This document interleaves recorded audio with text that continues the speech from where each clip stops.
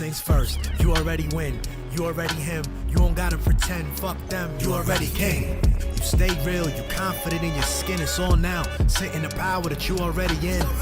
This the story of a master from a true Bedouin, far away from home than few ever been.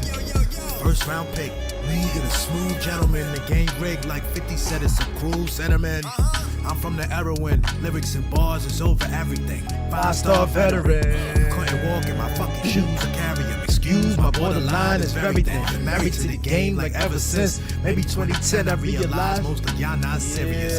Point blank period. I flex and twist necks like cherry stems. Thought he was buried, but there he is, a new narrative.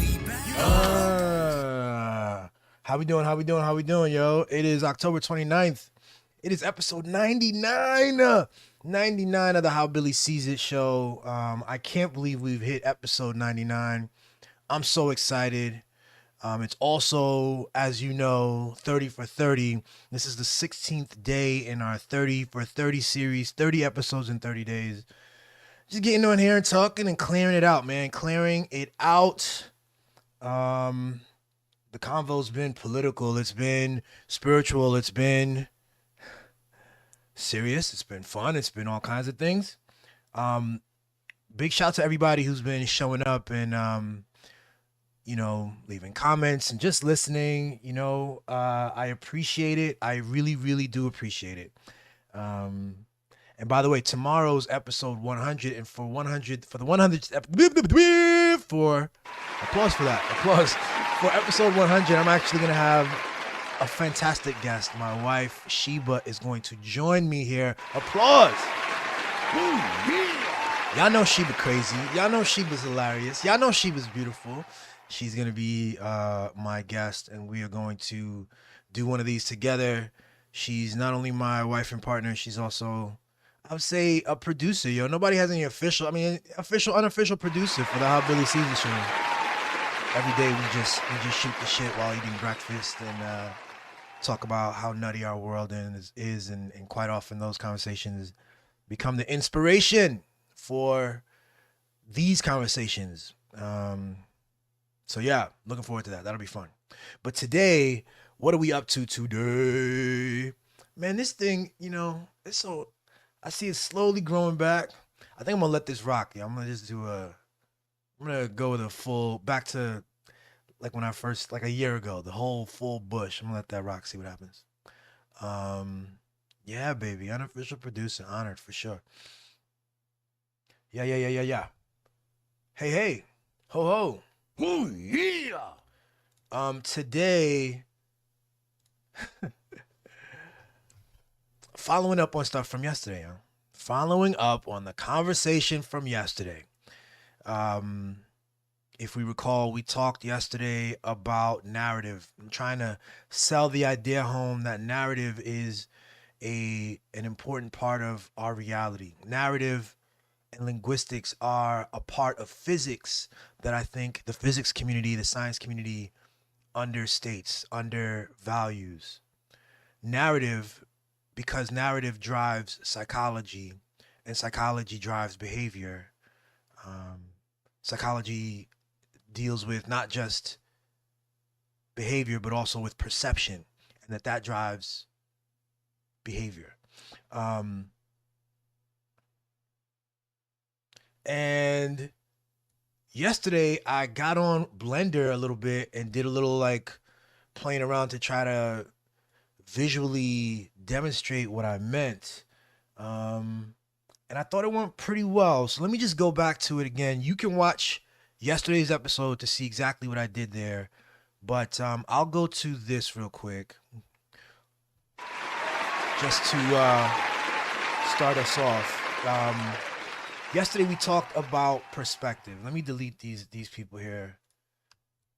I want the simplest sort of conditions that would demonstrate the challenge and the necessity of perspective and narratives. And that's what I tried to do yesterday. What I'm going to do actually is I'm going to change these colors because I don't want some of you clowns, not the people who watch this show, I'm talking people years from now who are late to the How Billy Sees It show, to improperly interpret all of these colors to mean something political. I don't want that. You know what I mean? We got an election coming up, and I've made it clear I'm really not impressed with what we got going on. Very few people are. Most people are frightened and nervous. Elections in a couple of days. Hope everybody goes out and casts a ballot for their conscience and for the world that they want to see in favor of something. But very few people seem to be able to be in favor of the moment. It's a lot of voting against. And it's not just in the moment. It's been this way for lots of cycles, over and over and over. We've been trained to vote against something. And so there's that. But this diagram here is not political. It is not red versus blue, blah, blah, blah. Okay?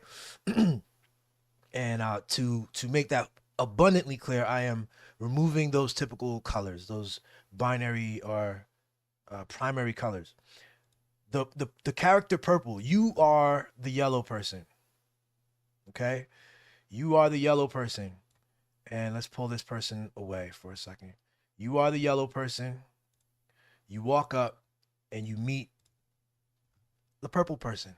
The purple person says, hey, my name is, yesterday's name was Kevin. My name is Kevin. I'm a human. You know, a little bit more color. I was born in North Carolina. I'm a human and I want to see my family.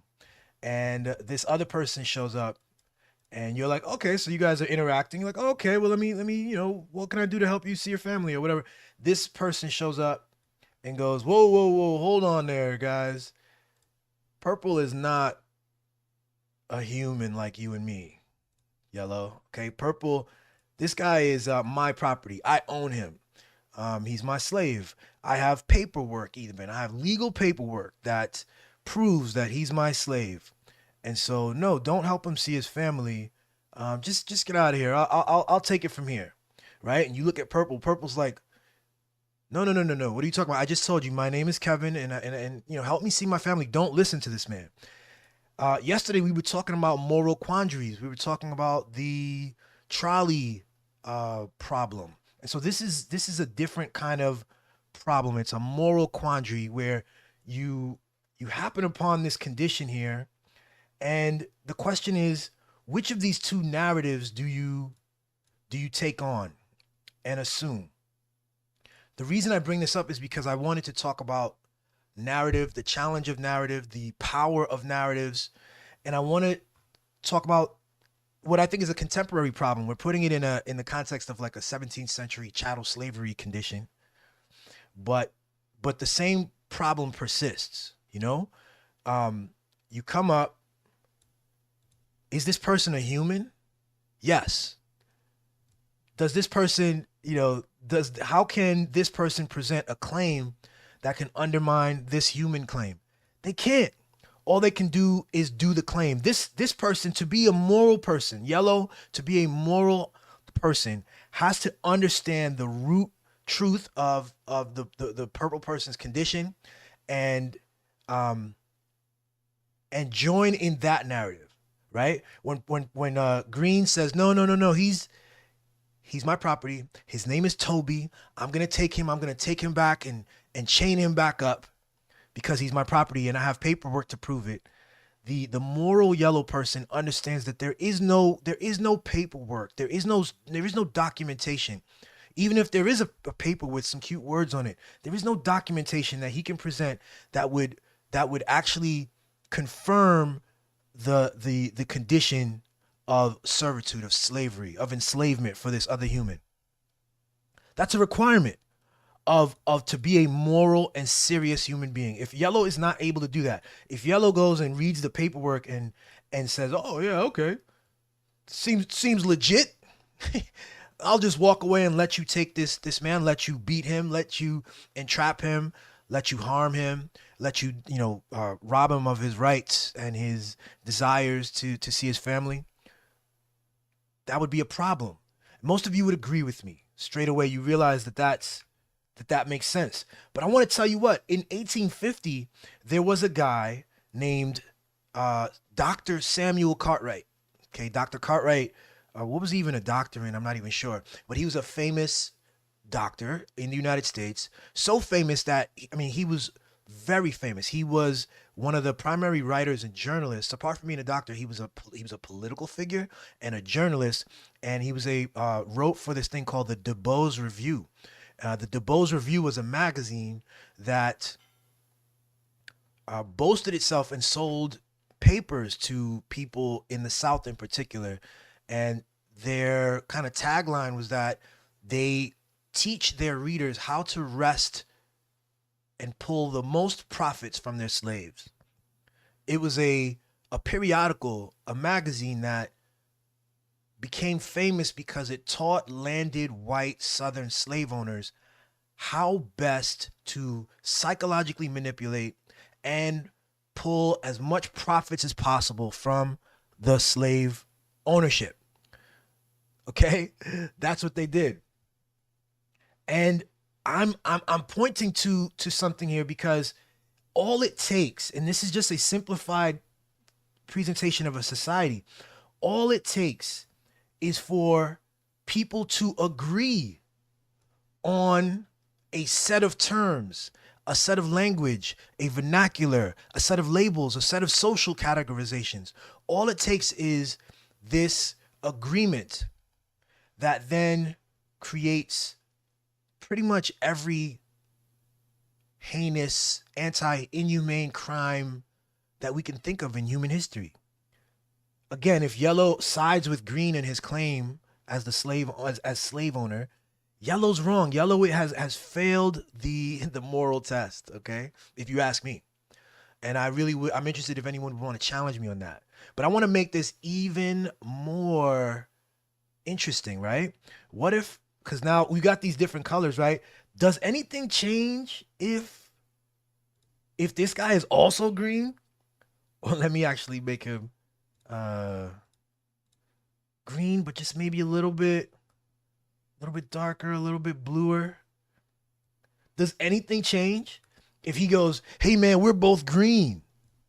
We're both green. Don't worry. I will never, we don't have those kinds of contracts. We don't do contracts on green people. Green people will never be in his position. Green people will never be the slave. We're both green. So trust me, I have paperwork. I'm the owner of this person here. Does that change anything? No, it doesn't at all. Green, this person here still has a moral obligation to recognize that there is no litigious or governing body that would supersede the root fundamental truth of purple's life and humanity. And that enslavement is not something that I will not agree. The moral person here does not agree with that. Does not adopt the language. He says, oh, this guy's, his name isn't Kevin. His name is Slave Toby. The moral person says, Kevin, let's go, bro. Nah, I'm not fucking with that. Right? But this is not what happened, right? Drapetomania is a word that was created by Samuel Cartwright back in 1850. Drapetomania was a word that he created which was meant to stigmatize black freedom. It was as using his clout and position as a doctor, he invented this word that was a psychological condition in the minds of black people. And so if you ever met a human who, was leaving his slave condition, chose freedom, was running away, it put this person in it gave them a narrative to diminish the value of the claim of the man's humanity. You see, it blurred the nature of reality in such a way that the word drapetomania made Purple seem crazy for being interested in his own freedom, in his own best interest, in his own flourishing. And it made it a great deal more likely. It gave this guy language. It gave him language and validating language, even down to like scientific prescriptions and a lens with scientific language to justify it, and it allowed them to share in language together so that they could demonize the basic human desire for autonomy and freedom from this person over here. And that is, to me, that's a powerful thing to notice. When we read the history books about Dr. Samuel Cartwright and other people in the media at the time, and other, slaveholders and other, even beyond slavery, after slavery was abolished, and you're dealing with Jim Crow South and all of this cruelty, destruction of black families, destruction of even burgeoning black industries. There was a shared language between the whites. There was a normalization of a set of not just language, but assumptions, the assumptions behind the language. What does it mean to be white? What does it mean to be black? Okay. And I'm saying that this is a powerful thing to notice. It's not just racist white men being mean and taking words and being mean and, trying to diminish the humanity of black people. It's not just that. It is a powerful energy, for lack of a better word. It is a powerful energy of agreement of language, agreement of context, agreement of definitions, agreement of assumptions. So I want to point that out. This person, as a human, as a free human, this person has a right to determine his own self-interest. This person has a right to their own autonomy. One of the things that Drapetomania did, one of the, what's the word I'm looking for? Prescription? Is that what it is? One of the descriptions through Drapetomania,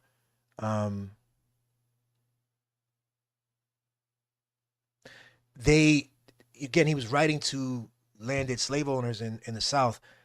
He couched it as like there was a therapeutic. Not only was this the right thing because God said so, God said that the white man needs to be over the black man, or in this case, the green people need to be over the purple people. But it was also a therapeutic, like, medical requirement. Like, they were not bad people for enslaving and whipping and killing and maiming people and even breeding people and all kinds of things.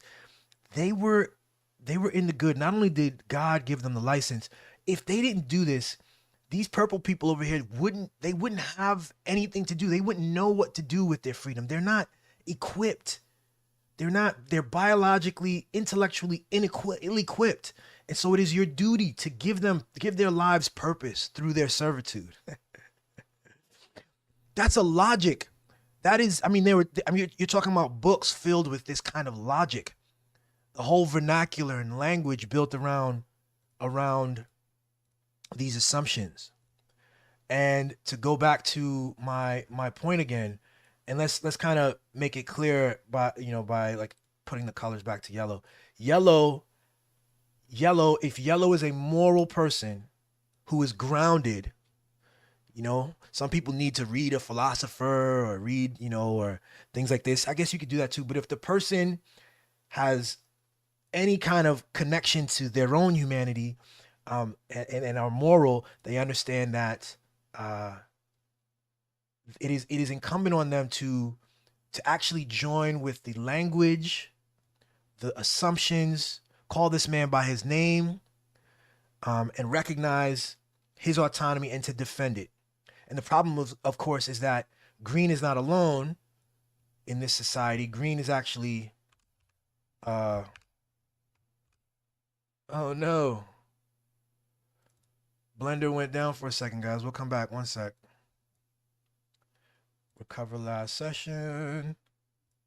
There we go. Oh, we lost all the colors. Let's do this again.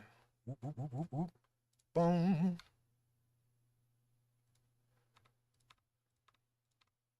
Blender crashed. We had a little issue here, but let me quickly. This was like a greenish blue. This was a kind of a purple, and this was yellow. The The problem, of course, is that green is backed by a whole society of people who agreed with Green's logic and his paperwork and his determinations about his class position and God's role in all of this. And so it really is a bit of a challenge for Yellow to go against not just Green's claim, but all of these people's claim, and to assert what is true no matter what. And he has that power. And that would create, it would create an entirely different condition. Now, I'm pointing this out and I'm making this case and I'm doing it squarely as like a metaphor, or I'm doing this kind of I'm playing out 17th century chattel slavery, right? But I think this is true even in lots of other ways. Let's go back to these three again, right from the top. Purple says to you, I think this is true on gender theory again. When we understand the current arguments and like the debates on gender in the moment and the confusion around it, again, someone who has a gender question, they're not questioning their biology. The gender question has nothing to do with biology. It has to do with gender. It has to do with the social relationship, similar to social relationships that were prevalent in different, it's the social relationships across all societies. But the gender social relationship is such that, you look at purple, and purple, have you ever like talked to a trans person or a non-binary person? You're talking to, if you're having a good and full conversation, you're talking to a complex human who is simply like trying to assert their inner experience against the broader social definitions. It's a very similar thing. And so when this person says to me, hey, and again, language is key, right? If this person is a female, I don't know how to represent that here. This person's a female, and we recognize that in our social relationships, we assign female people to the women category, which comes with a ton of expectations. Less so now, but through history, it had a number of social limitations. It meant that banks could deny your request for loans. It would deny your access to the workplace. It required a certain kind of dress.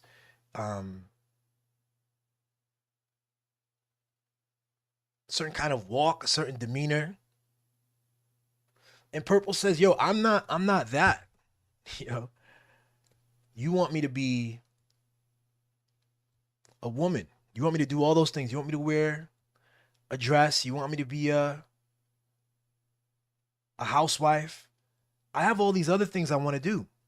And the language is key, because when people are saying, well, what is a woman and what does this person is oftentimes talking about those social relationships again. It is not biology. And I bring this up to say again, like, if this person says to you, yo, I am actually a man, my name is Kevin, I want to play sports.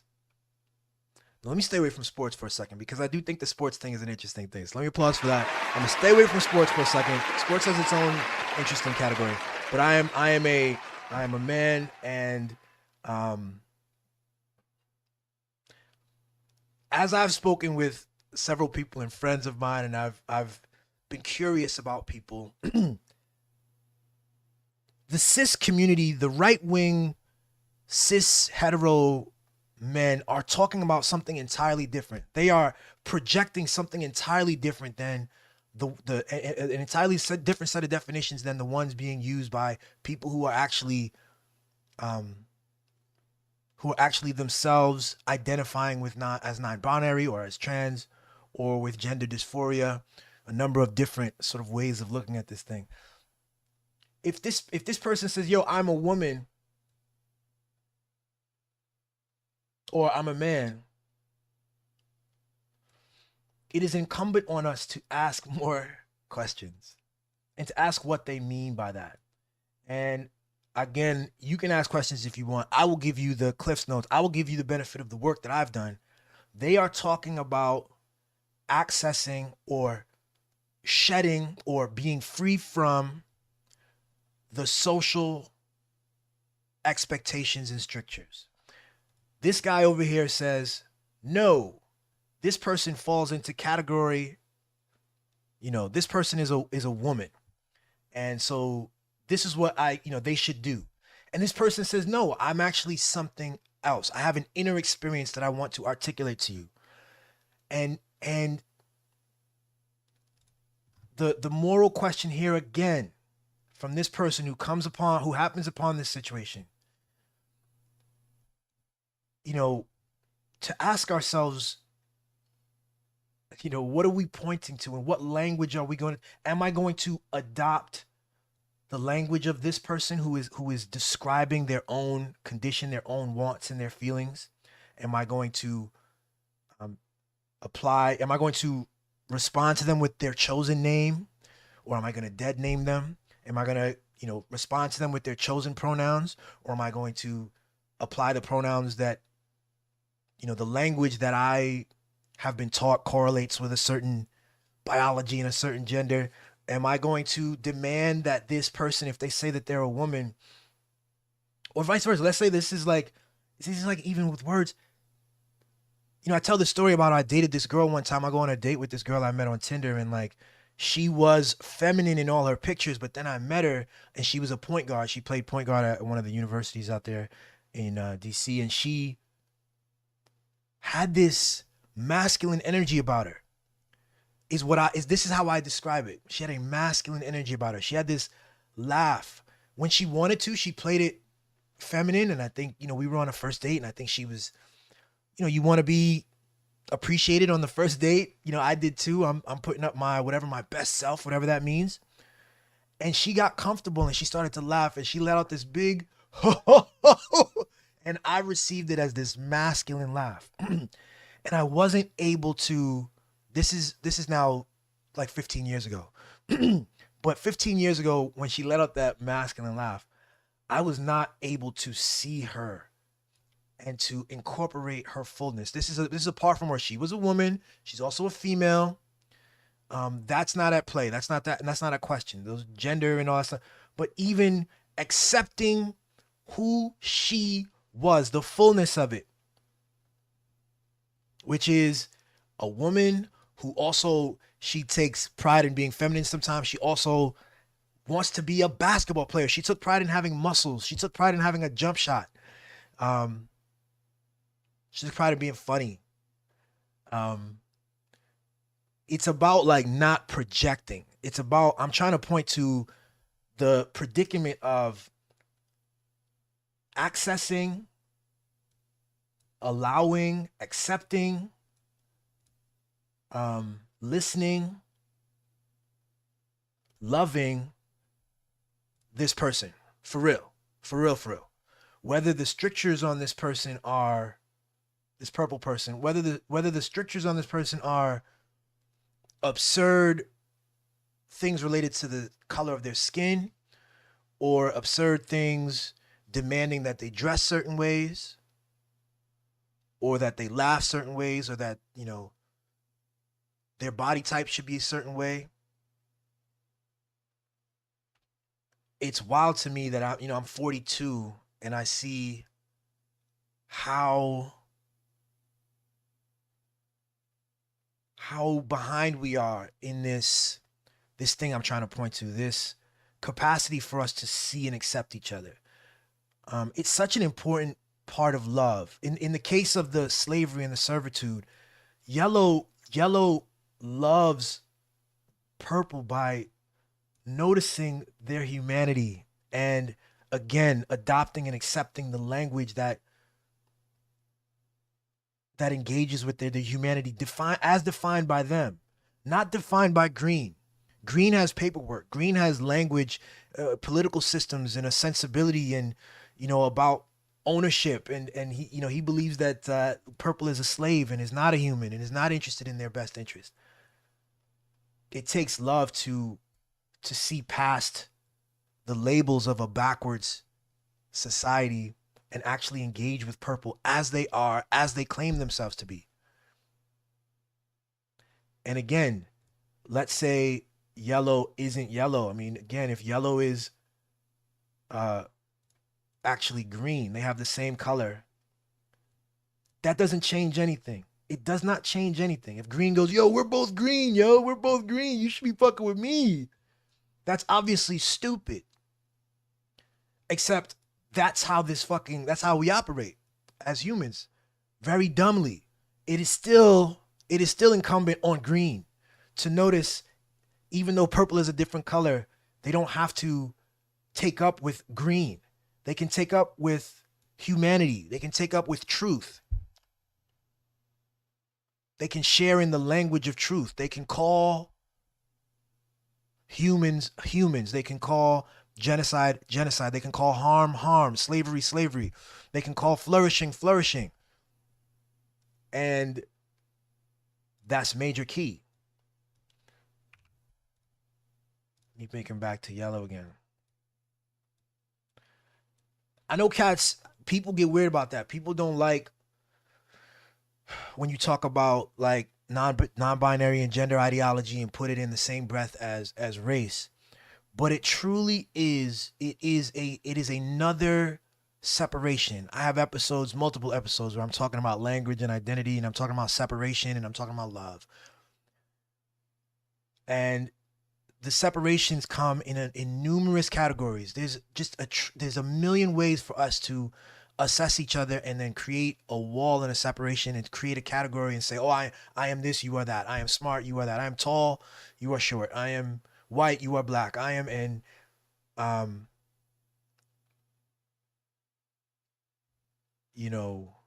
our conversations around gender have been further stunted and made difficult because we have a crop of like assholes who are making money on the internet through dividing us, through feeding those divisions, through feeding the bad narratives, just like Dr. Samuel H. Cartwright.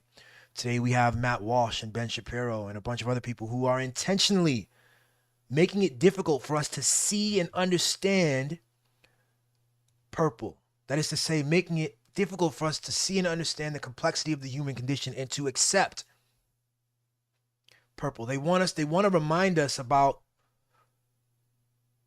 the paperwork and about the legal understanding and the social strictures and the way in the categories and how wonderful it was in the 40s when there was no gay people. And of course that isn't true. There was always gay people and it was always non-binary people. It's just the language we had at the time. The non-binary people, we didn't even have an advanced enough set of discourse to even point out and talk in the main about gender on this level. Simply gay. This is when it's so much more complicated. Obviously there are non-binary or trans people who in terms of their like sexual preferences, they actually end up being straight. I went to a party like 2 years ago at a friend, and this couple came, and there was two women, right? But there was definitely a female and a male. The male person was dressed up and carried themselves as they wished, which was a feminine kind of outfit. And, they still had a mustache. They still had facial hair and stuff like that. They were married. They'd been married for years.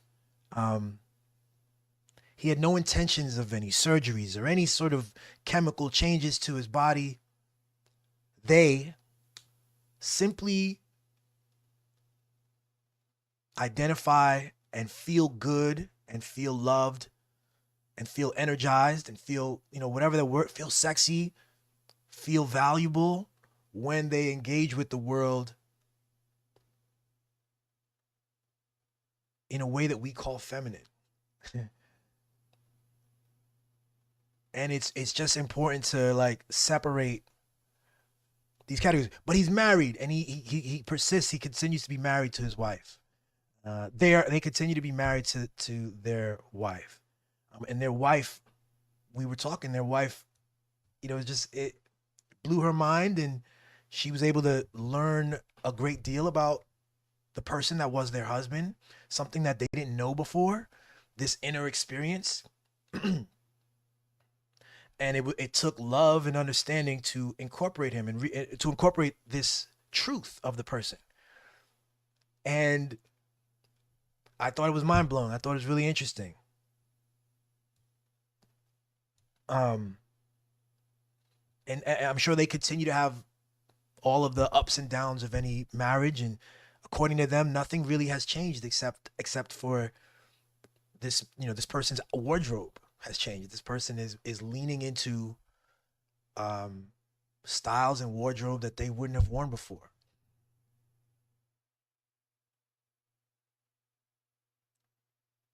And all we're seeing an outer experience that's matching with an inner experience that was previously subdued and laid dormant.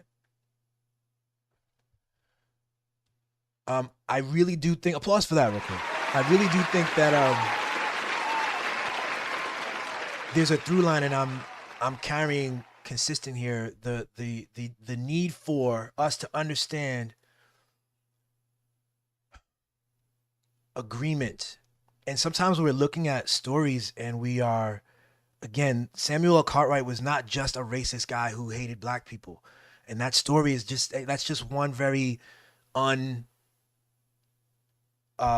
untextured and undetailed way to look at it. I mean, he was a self-interested profiteer who's selling newspapers to a demographic. There was a ready-made demographic of white landed slave owners who wanted to understand how best to make as much money as they could from their slaves, from their investments.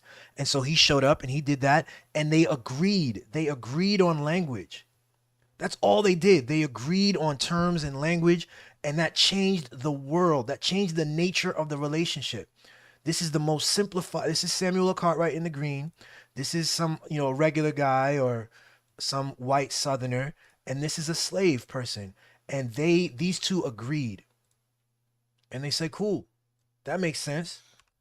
And then, they all did it. A whole bunch of other people showed up and they recreated this entire thing that produced the reality they produced. But a different reality could have been possible. We do recognize that. A different reality could have been possible if these people make a different choice and engage differently. And sometimes that would mean to be courageous, because again, Samuel L. Cartwright's backed up by a society of very entrenched racists who benefit from a system. But we have to, I'm going to wrap up just by saying, and might continue this in the next one, like the language we use when we assume, when he goes and says, okay, I agree, and he assumes this person is a slave, like, we got to watch our language. What are we agreeing to? If I talk about the Palestinian condition and I don't call it a genocide and I call it something else, I call it a war, I have succumbed to certain underlying assumptions. There are certain assumptions that I'm making that I've agreed to. Okay? And I want to point to them, and I want to be aware of them so that I don't have this, because it's like unawareness. So I'm aware of like the power that I actually have, because I actually have the power to do something different. I actually have the power to engage with all of our social and political conversations differently. I can set the terms of the language. I can look and determine my definitions for myself. I don't have to just assume the language given to me by powerful dickheads. And we're going to applause for that. Sheba says you can't be hilarious and then make women feel bad for laughing. Thanks, baby. Yeah, I mean, I am fucking hilarious. And yeah, I learned that day. That day was cool. I treated her well. We didn't, but yeah, I've learned from that, like to accept, to notice myself. The problem wasn't her and her laughter. The problem was me and my definitions and my perceptions, There's something more I want to talk about this, but we're already at 40 minutes, and I think it's probably best. No, I'm not going to do this tomorrow. You know what? Let me just stay on real quick. And no. Tomorrow I'm doing this with Sheba, and then the day after I will continue this stuff on this language stuff. All right, we're done here. We're finished. Let me get my music going, and I will ride it out. Okay? Yeah. That's what we doing. Oh snap! Let me come back to Billy full screen.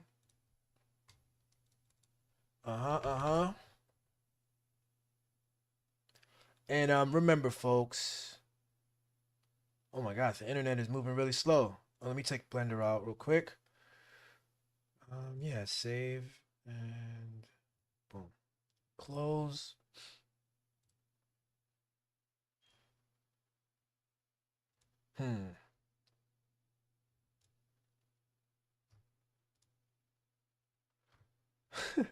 What are you doing, Billy? What are you doing? I'm going to crash course. I'm about to play the music. We in. All right, look. That's it. I'll see you tomorrow. Sheba Newman Blunt will be my guest tomorrow. Holy shit, that's going to be crazy. Jackpot. Peace, y'all. You see what you're looking for. It's only one thing. Peace. Last things first, you already win.